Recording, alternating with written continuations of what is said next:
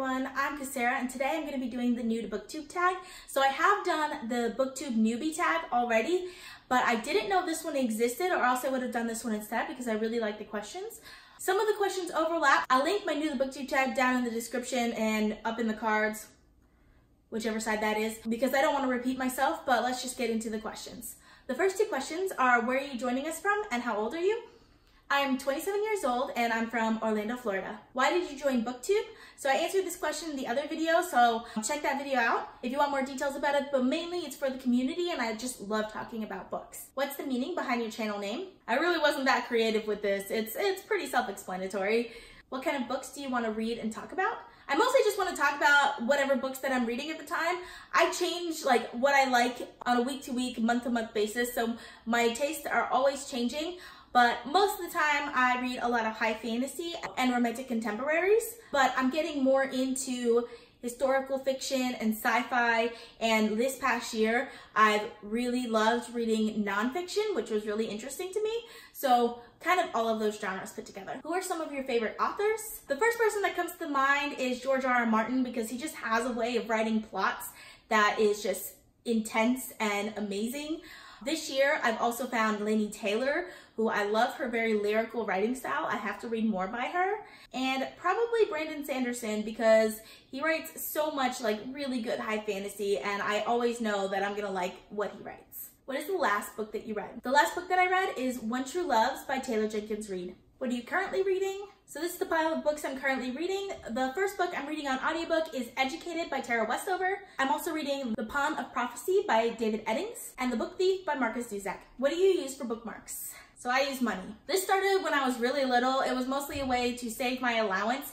I would put it in the one place that I knew my brother wouldn't look for it. But I just got really used to using money as bookmarks. It's like the perfect size. They're colored, so you notice them in the books if you're like flipping through it, but you don't notice them when the book is closed.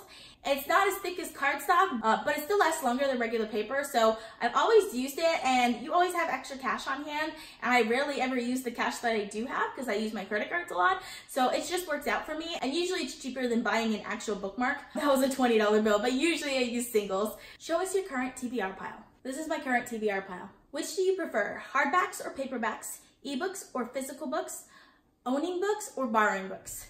So this is like 3 questions in one. So I'm gonna start with the first one. Hardbacks or paperbacks?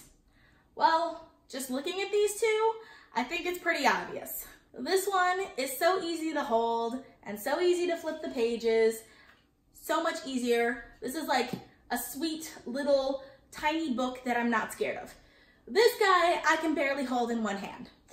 This book I am scared of. So I have to go 100% paperbacks. I love reading paperback books, and I'm gonna have a little bit of a popular opinion here because I love reading mass market paperback books. I think they're just small and cute. They fit in your pocket. They're so easy to hold in your hand.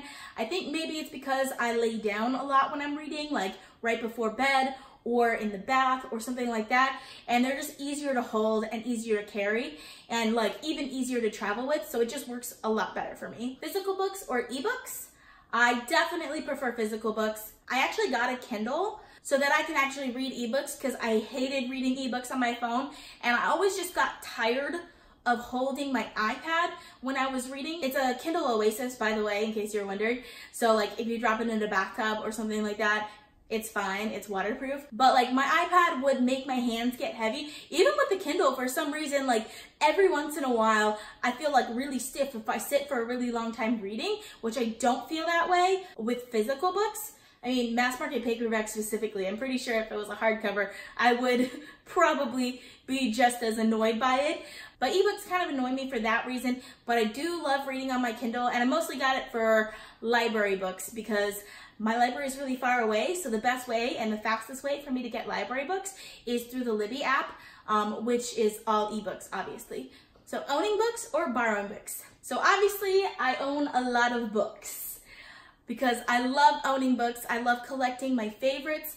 I do also really like borrowing books, especially when it comes to audiobooks. I love borrowing audiobooks because audiobooks are just super expensive and I go through them really, really quickly. So I love borrowing audiobooks from my library. I do borrow ebooks like I mentioned. I generally don't borrow physical books. That's mostly just because of distance. I like to borrow a book first and see if I like it, if I'm not sure about it, and then I'll buy it if I really like it. Usually with high fantasy though, or other books that are in my comfort zone, I'll probably just buy it first and then read it if I already know I'm gonna love it. What book or series got you into reading? The Harry Potter series. I learned to read with this series. I'm pretty sure I didn't know how to read before this series.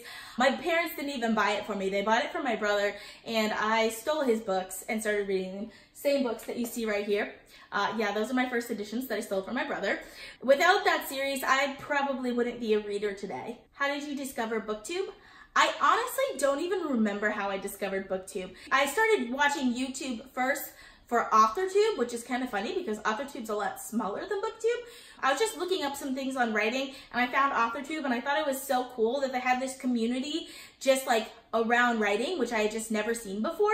But I noticed they didn't talk about books a lot and I really wanted to talk about books, so that's when I started searching more BookTube type of things. I think the first channel that I really started following was Hannah from A Clockwork Reader. She has a huge channel, so I'm sure you guys all know who she is. That's how I found BookTube. What challenges do you think you'll face when starting your own channel? So I answered this in the other video, so check the link down below if you want to know. Where else can we find you? I'm actually not really on social media at all. The only other social media I'm on is Goodreads, and I always have the link down below in the description if you want to follow me. Thank you guys for watching this video. I hope you guys enjoyed it. Don't forget to like and subscribe. Bye!